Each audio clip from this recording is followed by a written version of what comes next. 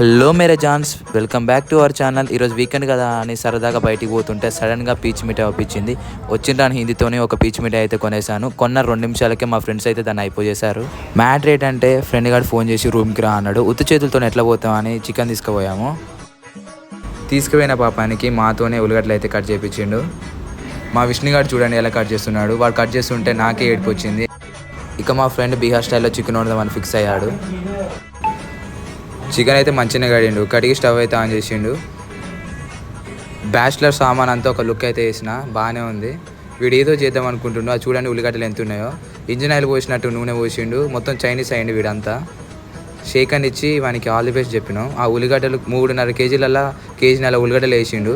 అలసిపోయి వచ్చిండు. మేమైతే పందిలక తింటున్నాము. మొత్తానికైతే బీహార్ బాయ్ తన స్టైల్లో చికెన్ వండేస్తాడు. మేమైతే గట్టిగానే తినేసాము ఎన్నాళ్ళకో. ఈ వీడియో మీకు నచ్చింది అనుకుంటున్నాను. Please like, share, subscribe. Thank you, bye bye.